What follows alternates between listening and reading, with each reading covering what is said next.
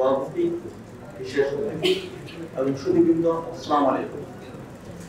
আমি সংক্ষেপে কতগুলো পয়েন্ট বুলেট পয়েন্টে বলবো, সময় সংকীর্ণ এবং আশা করি 5 মিনিটের মধ্যে ইনশাআল্লাহ শেষ করব।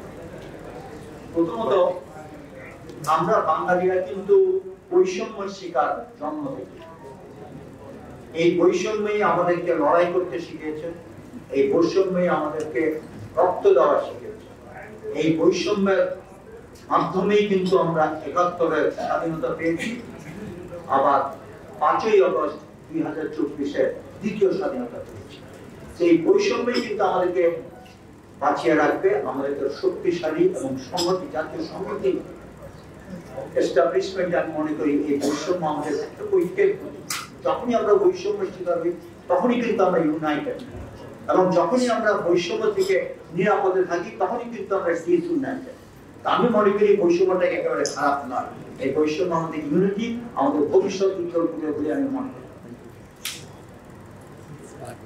আমরা জানি যে আজকে একটা সুন্দর একটা প্রোগ্রামের শুরু যখন হলো, একটা আমরা ভিডিও ক্লিপ দেখি।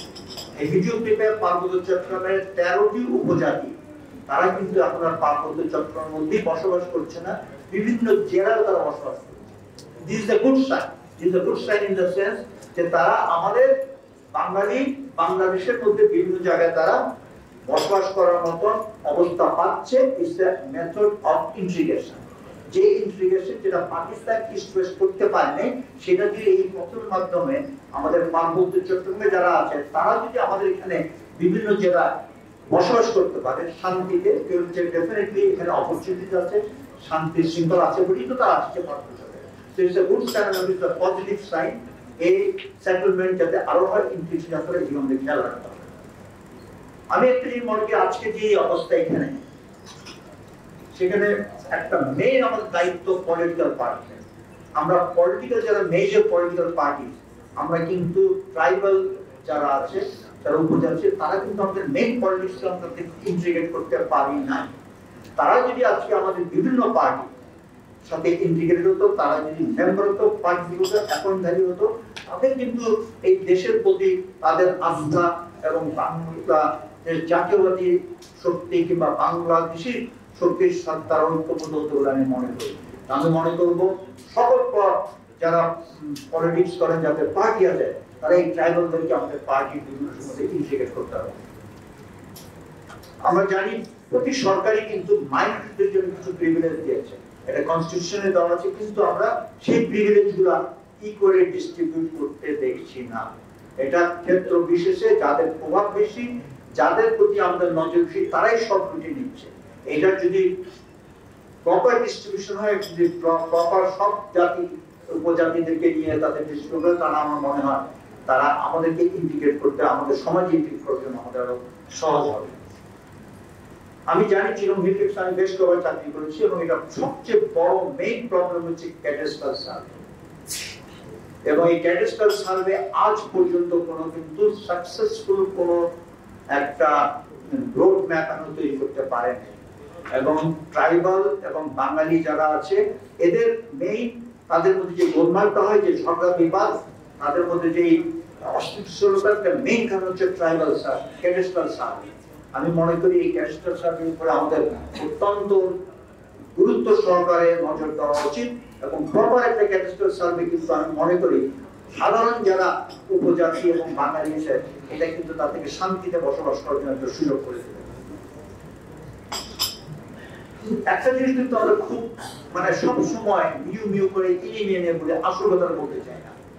আমাদের যে এই বর্তমান যে জনসংহতি সমিতি বলেন যে আর্মড ক্যাডার, কারা এই পেছনে আমরা সবাই জানি, কিন্তু আমরা কেন আমরা বলতে পারি না right on the fest Indians stop it. আমরা যদি তাদের সব ইনসার্জেন্সিতে সাহায্য করতে পারি, গত বিগত 16টা বছর তাদের কোনো ইনসার্জেন্সিতে আমরা কোনো সাহায্য করিনি, তাদের যারা এখানে নেতা ছিল তাদেরকে আমরা হ্যান্ড ওভার করে দিয়েছি। Why we cannot tell the Indians that you stop interfering into our life? কোনো পলিটিক্যাল পার্টি এখন এই সাহস করেনি। আমার মনে সময় এসেছে বলতে হবে, you finger us, we'll give retaliate back. It is time as a nation we tell them properly on the page. আমরা জানি আজকালকার ইয়াং জেনারেশন, ইয়াং জেনারেশন কিন্তু আগের চেয়ে অনেক তারা উন্নত হয়েছে শিক্ষা দীক্ষায়। এরা কেউ কিন্তু যুদ্ধ করতে চায় না, সবাই সেলফোন এবং সেলফোনে অ্যাডিক্টেড, সবাই তারা নতুন জীবনের আশায় আছে। আমরা এই নিউ জেনারেশন জি জেনারেশন এদেরকে ইন্টিগ্রেট করতে হবে। এদেরকে ইন্টিগ্রেট করলে আমার মনে হয় আমাদের এই যে এখন যে অশান্তি, arms struggle, arms struggle is not very easy. আমরা যারা ইউনিফর্মে with full support of the government, আমরা জানি কত কষ্টকর এই যুদ্ধ করা ওখানে। সুতরাং সাধারণ চাকমা ইউথ অথবা ট্রাইবাল ইউথ তারা যুদ্ধে যাবে, এটা কিন্তু তারা আমার মনে হয় না তারা সদিচ্ছা, তারা যারা যায় জোর করে জবরদস্তি করে তাদেরকে নেওয়া হয়। আমরা যদি সেই পরিবেশ, তাদের যে চাকরির ব্যবস্থা, তাদেরকে যদি সমাজে আমাদের ইন্টিগ্রেশন করতে পারি, তারা অবশ্যই অস্ত্র হাতে যুদ্ধ করার বিমুখ হবে বলে মনে করি। আজকে যে আলোচনা হলো, আমি আশা করছিলাম এখানে আরো ট্রাইবালস থাকবে। আমার মনে হয় এইরকম একটা আলোচনায় আমাদের যারা আদিবাসী হতে চায় তাদেরকে এখানে আনে বসানো উচিত ছিল, তাদের কাছ থেকে কথা শোনা ছিল, আপনারা কোন যুক্তিতে কেন আপনারা আদিবাসী চাচ্ছেন। স্বয়ং আমাদের পার্শ্ববর্তী দেশে কোন রাষ্ট্রীয় আদিবাসীকে তারা স্বীকৃতি দেয় নাই। তাদের সাথে আমরা ফেস টু ফেস আর্গুমেন্ট ডিবেটের মাধ্যমে আমাদেরকে তাদেরকে কনভিন্স করাতে হবে। যেখানে বিশ্বের বড় বড় দেশ তারা তো তাদের সব আদিবাসীদেরকে চিড়িয়াখানায় ঢুকিয়ে দিয়েছে, একটা মিউজিয়ামে পরিণত করছে। আসুন আমরা আপনারা যারা আদিবাসী হিসেবে দাবি করছেন, আপনারা মিউজিয়ামে এবং চিড়িয়াখানা না যে আমাদের সাথে একসাথে বসবাস করুন। বাঙালি জাতি অতি নরম, পলির মাটি যেরকম নরম, আমরা কিন্তু সবাইকে অ্যাবজর্ব করতে পারি। আমরা ইনশাআল্লাহ তাদেরকেও এমব্রেস করতে পারবো, তাদের সাথে একসাথে মিলে একটা স্বাধীন সমৃদ্ধ বাংলাদেশ করতে পারবো ইনশাআল্লাহ। আমি এই আশাবাদে রেখে আমার বক্তব্য শেষ করছি। বাংলাদেশ জিন্দাবাদ।